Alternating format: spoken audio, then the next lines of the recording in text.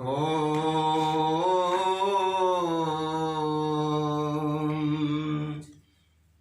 श्री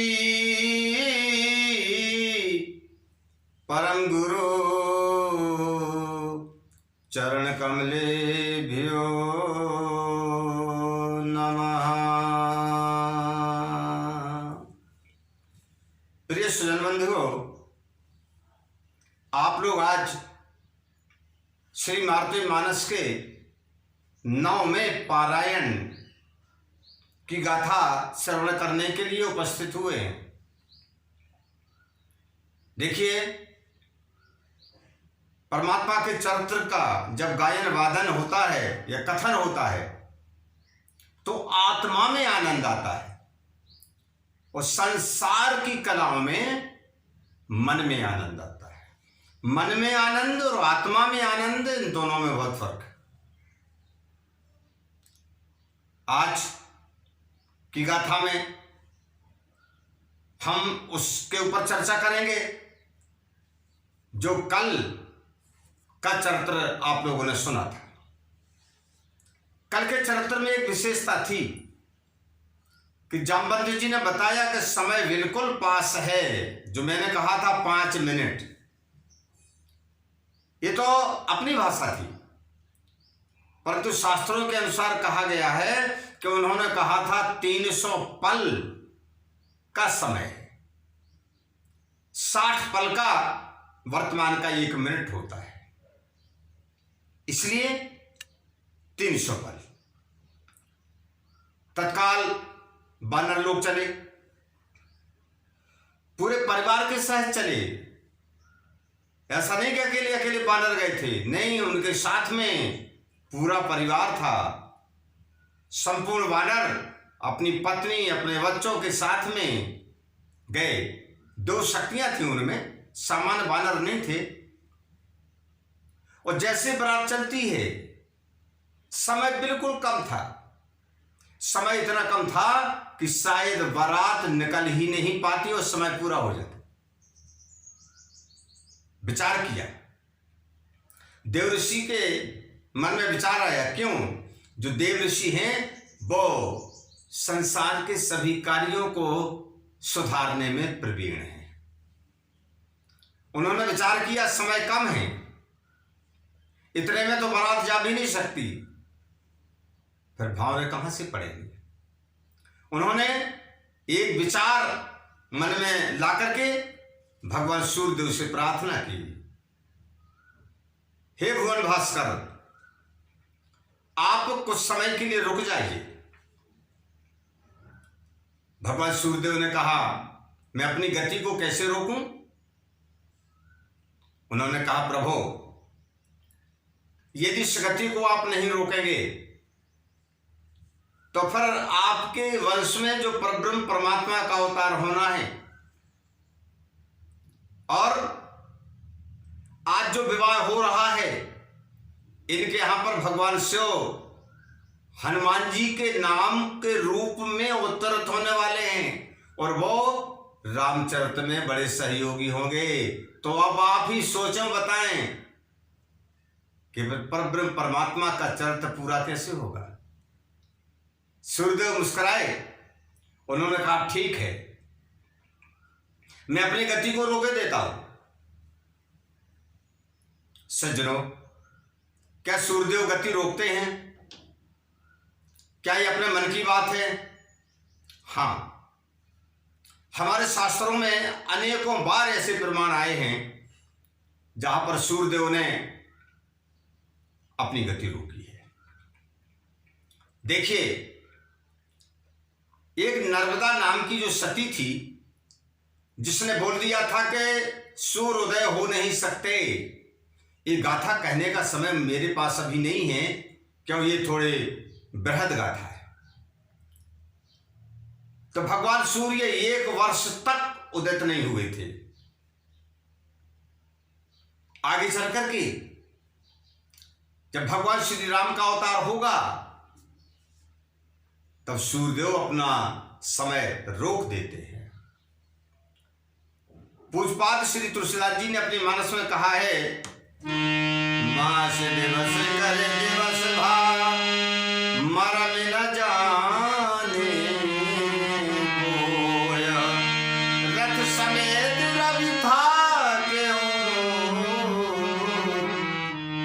निशा कवन विधि हो।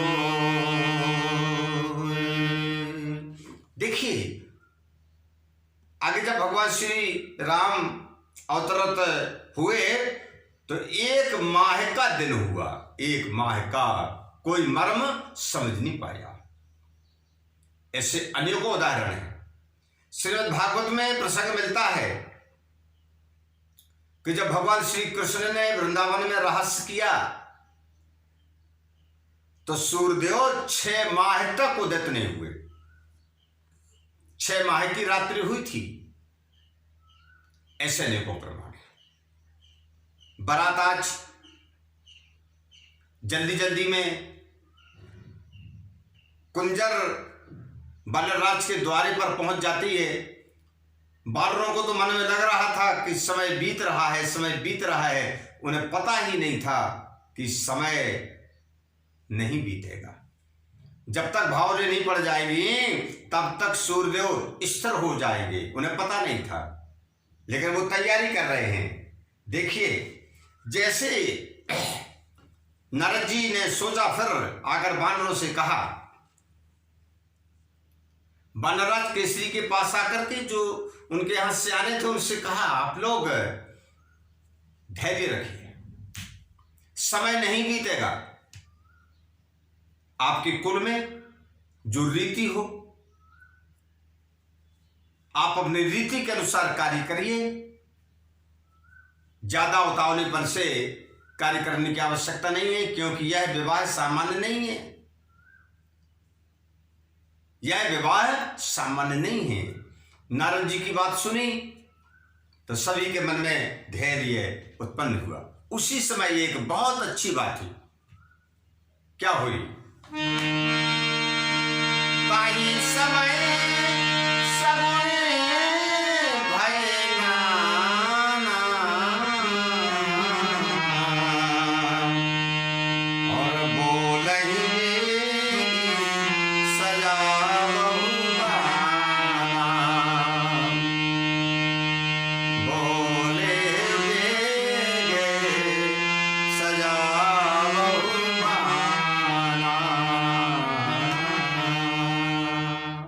शगुन होने लगे।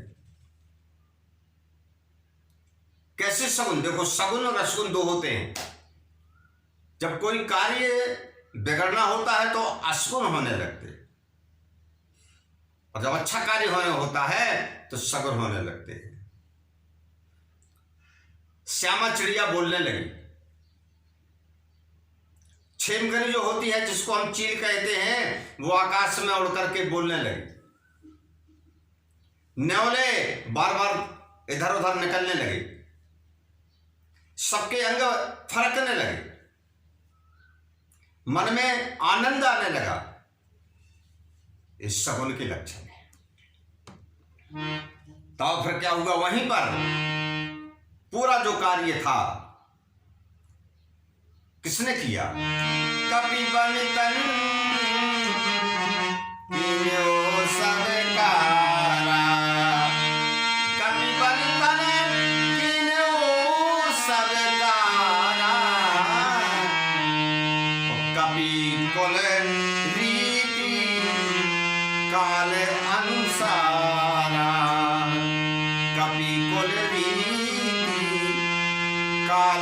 अनुसारा। देखिए एक विचित्र बात है। जितनी बानरी थी वो जुड़ गए, और जुड़ करके वो तत्काल वहां पर उन्होंने वो पूरे कार्य करना शुरू कर दिए जो बानरों की कुल में होते हैं। परंतु आज बारात अपने स्वयं के राजभवन में नहीं थी, इसलिए उन्होंने कार्य तो सब किए, लेकिन काल अनुसार, समय के अनुसार, समय और परिस्थिति को देखते हुए कार्य सब किए, परंतु समय और परिस्थिति को देखते हुए किए ही।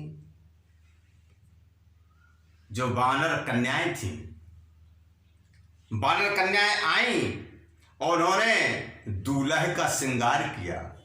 केसरी आज दूल्हे हैं, उनका श्रृंगार किया। दूल्हे को सजाने का कार्य किया। देखो भाई, जिसके जो होंगे वही तो करेंगे ना। भगवान शंकर जब दूल्हे बने थे तो वहां पर कोई स्त्रियां थी नहीं, तो उनके भूत प्रेतों ने श्रृंगार किया था। अलग अलग श्रृंगार की विधि होती है, श्रृंगार है, उनका श्रृंगार अलग था। क्या श्रृंगार हुआ था उनका? हाँ, नागों की मोर बनाई थी, जटा मुकुट में मोर नागों की। भाई ये उनका श्रृंगार था। आज ये बानरों का श्रृंगार है, बानर रीति के अनुसार उन्होंने श्रृंगार किया। कपिल तन कीन्यो श्रृंगारा, कपिल तन कीन्यो श्रृंगारा, दूल्हे कुंवर केसरी न्यारा, दूल्हे कुंवर केसरी न्यारा। क्या श्रृंगार किया जितना बताएं। वहां पर क्या कौन कौन सी वस्तुएं थी? वानर थे, उन्होंने श्रृंगार में पहले तो मोर बनाई जाती है। कोई भी दूल्हे का रूप जो होता है बिना मोर के दूल्हा कहला ही नहीं सकता। मोर, उन्होंने मोर आमे गुछ के मोर बनाए, उन्होंने आमों के पत्ते तोड़े। बैसाख का महीना था ना, हाँ, फलियां भी लगी थी उसमें। जैसे आजकल मोर बनती ना, सतारे लटकते रहते हैं, उन्होंने इसी प्रकार से आमों के वो गुच्छ तोड़े जिनमें आम की फलियां लटक रही थी, उन्होंने उसकी मोर बना दी। बड़ी प्यारी प्राकृतिक मोर लग रही थी। इस प्रकार उन्होंने अनेकों अनेकों वृक्षों से फल पत्ते लाला करके बड़ा प्यारा श्रृंगार कर दिया। आज ये भी अद्भुत दूल्हा के रूप में हो गए। कुंवर केसरी सामान्य तो थे नहीं, वो भी मरुदगण के अवतार थे, पवन के एक अंश के अवतार थे सज्जनों।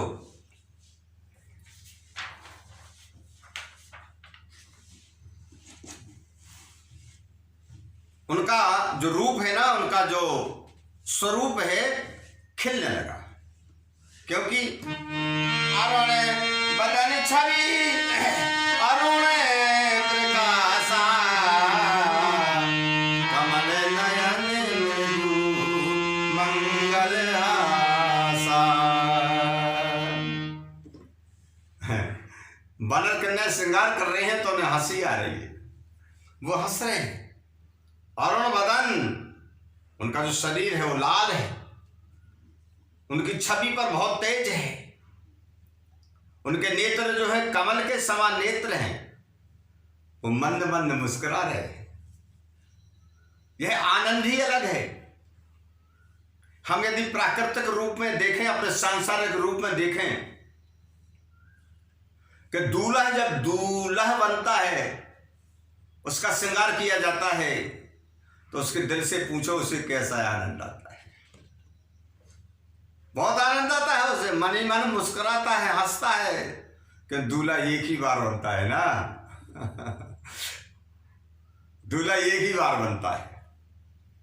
इसी प्रकार आज कुंवर केसरी मंद मंद मुस्कुरा रहे हैं, और शरीर में आनंद के साथ साथ उत्साह भी आ गया। तब देखिए कवि कल्पना करते हैं, वृषभ कंध हरि समुछाती, भुज अजानु करी कर समुखाती, भुज अजानु करी कर समुखाती। उनके जो कंधे थे ना, वो वृषभ कंधे थे। वृषभ, नए बैल को वृषभ कहा जाता, और छाती जो थी वो शेर के समान चौड़ी छाती थी। उनकी भुजाएं जो थी अजानु थी, बहुत लंबी भुजाएं थी, हाथी की सूंड के समान। पूरा स्वरूप उनका सुंदर था, सुंदरता में और सुंदरता बन गई है। क्यों? दूल्हे में भगवान का रूप आ जाता है। स्वयं का लड़का दूल्हा बनता है ना, खुद माताएं दूल्हा को देखने के लिए उतावल हो जाती हैं। आज उन्होंने क्या, मोर तो बन गया लेकिन मोर तो बन गया लेकिन युवराज थे ना, बिना मुकुट के नहीं रह सकते। उनकी पहचान है मणिमय मुकुट श्रवण मणिकुंडल, मणिमय मुकुट श्रवण मणिकुंडल, माथे तिलक त्रिपुंड विकस दल। क्या हुआ? मणिमय मुकुट, मुकुट और ऊपर से लगा लिया उन्होंने। उनमें मणियां लगी हुई थी, नीचे आम की फलियां लटक रही हैं, ऊपर मुकुट में मणि झलक रही है। कानों में मणियों की कुंडल, माथे पर त्रिपुंड लगा हुआ है। ऐसा लगता है जैसे कमल खिल गया हो। वारे दूल्हा करे कंकन रेख जनेऊ। क्या प्यारी बात है। आज हाथ में कंकन पहने हुए हैं। बानरी कन्याओं ने कंकन पहना दिए। कंकन के बगैर दूल्हा दूल्हा कहलाता ही नहीं। और ये रेख जनेऊ, हृदय पर जनेऊ की रेखा निकाल दी। उसी समय से तो प्रथा चली है सज्जनों। आज भी हमारे देश में दूल्हा को जनेऊ बनाया जाता, पहनाया नहीं जाता, नहीं, जनेऊ उकेर दिया जाता है। और वस्त्र कैसे पहनाए? हृदय रेखे उपबीत जनेऊ, बदन पीत परिधान सुभेऊ, बदन पीत परिधान सुभेऊ। आज उनको पीला परिधान पहनाया गया है। पीला, पीले वस्त्र पहनाए गए हैं। दूल्हा राजा तैयार हो गए। चारों तरफ चर्चा हो गई। हमारे युवराज दूल्हे के रूप में बहुत सुंदर दिख रहे हैं। नजर उतारी, नजर न लग जाए। नजर उतारने की प्रथा बहुत पुरानी है, चाहे आज की थोड़ी है। ढिटोना लगा दिया बाजू में, नजर न लग जाए। वास्तव में नजर बड़ी खतरनाक चीज होती है सज्जनों। हमारे वैज्ञानिक माने या ना माने, इससे हम लोगों को फर्क नहीं पड़ता। नजर का प्रभाव शुरू से चला आ रहा है और चलता रहेगा। मैं थोड़ी सी चर्चा कर रहा हूं। जब बच्चे ज्यादा बीमार होते हैं ना और माताएं नजर उतारती हैं तो कपड़ा, मिर्च, नमक नजर उतार कर अग्नि में डालती हैं तो ना मिर्च की ठसकी लगती है ना कपड़े की, और ना नमक चटकता है। ये क्या है? वैज्ञानिकों को इस पर शोध करना चाहिए। मैं तो यही सलाह देता हूं। बाजे बजने लगे, मधुर बाजने बजे सुहाए, मधुर बाजने बजे सुहाए, समाचार कपिधे पहुंचाए। जब दूल्हे की तैयारी हो गई तो सियाने बानर जो थे बाजे बजने लगे और समाचार पहुंचा दिया गया कि बारात तैयार है। जैसे समाचार पहुंचा कि बारात तैयार है और आ रही है, ले भाई तैयार भर नहीं है, बारात आ रही है। वो तो तैयार थे महाराजा कुंजर, वहां के भी तैयार थे पूरे बानर, सजे बजे पूरे बानर सजे बजे। वहां की भी पूरी वनिताएं सजी हुई थी बानरों की, कमी किसी तरफ नहीं थी। उन्होंने सुना कपीपति आवत सुनी बराता, कपीपति आवत सुनी बराता, भई सजल पुलकित सब गाता, भई सजल पुलकित सब गाता। जब उन्होंने सुन लिया कि बारात तो आ रही है, ओ पूरे शरीर में रोमांच खड़े हो गए। ये भी एक बहुत बड़ा आनंद है। जिसके दरवाजे पर जब बारात आती है तो कन्या के हृदय से पूछो, उनकी माता के हृदय से पूछो, उनके पिता के हृदय से पूछो, भाभी भाइयों के हृदय से पूछो, मामा मामियों के हृदय से पूछो, फूफा फूफियों के हृदय से पूछो, पूरे रिश्तेदारों के हृदय से पूछो, ऐसा लगता है जैसे उड़ रहे हो पृथ्वी पर, पाँव नहीं पड़ते। इतना आनंद उन्हें लगता है मैं कर रहा हूं, मैं करूं, मैं करूं। अरे भाई वो तो आनंद ही अलग है ना। और जब ब्रह्म शक्ति का मिलन जैसा होता है, वो आनंद कोई समझ नहीं पाता ये आनंद क्यों आ रहा है। वो एक ब्रह्म शक्ति के मिलन का आनंद है, क्यों ब्रह्म शक्ति दोनों दूल्हा दुल्हन के रूप में समाहित हो जाते हैं। हाँ, ये सही बात है। इसलिए पंडित लोग जब पांव पखरवाते हैं तो क्या बोलते हैं, विष्णु रूपाय वराह। आप लोग समझिए, उस समय जो दूल्हा बन के बैठता है वो विष्णु रूप है, और जो कन्या लक्ष्मी रूपाय कन्या। वो सामान्य लड़के लड़के नहीं होते, लड़की वो तो एक विष्णु लक्ष्मी के रूप में होते हैं। तैयारी कर ली, सब विधि साजी सकल सन्माना, पूरे साज पूरे सामान को तैयार किया। तैयार तो थे ही, हाँ, मसाले जलाई।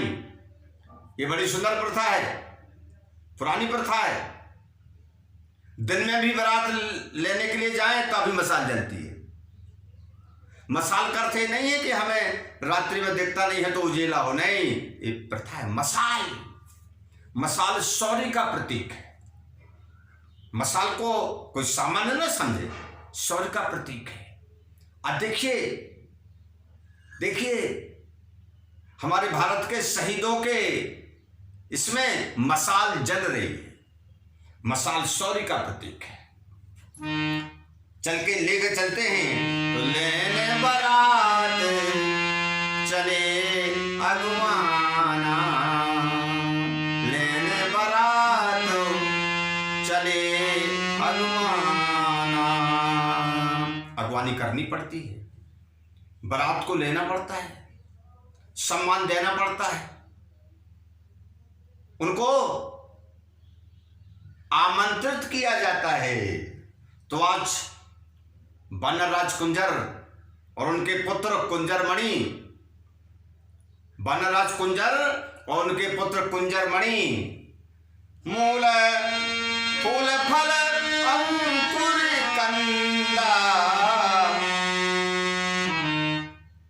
सुजल भेटी धरे मिले नंदा, सुजल भेटी धरी मिले नंदा। क्या रीति है, क्या प्यारा व्यवहार है। उनके लिए मूल कंद फल मीठे मीठे, सुजल स्वच्छ नीर, ये अगवानी में दिया गया। और ये आज भी दिया जाता है, आज भी दिया जाता है। क्यों? बारात के लोग थोड़ा थोड़ा स्वल्पहार कर लें, थोड़ा जलपान कर लें, उनके मन में शांति आ जाए। और दूसरा कारण ये है, दूसरा रहस्य ये है कि पूरे बाराती लोग मंडप में आने के पहले कन्या के पिता के यहाँ का भोजन प्राप्त कर लें, ताकि उनका मन उनकी ओर खिंच जाए, वो अपनी अपनी ओर ना रहे। हाँ, ऐसा होता है, जिसका भोजन व्यक्ति खा लेता है ना, हाँ, उसकी ओर मन चला जाता है। ये एक रहस्य छिपा हुआ है। कर सन्मान मिलन प्रिय बानी, ले बरात चले कवि ज्ञानी, ले बरात चले कवि ज्ञानी। देखिए, सम्मान मिलना, भेंटना, ये सब कुछ हुआ। फिर बारात को लेकर के वो जानकार कपि, कपि अर्थात कुंजर चले। युवराज कुंजरमणि, आज बड़ी विचित्र बात है। कहा जाता है कि नांग सीधा चले, समझ में बात नहीं आती क्या उसका स्वभाव टेढ़ा चलने का है। और बानर बिना चंचलता किए हुए बैठे मिले या चलते मिले, तो कोई ना कोई रहस्य तो है।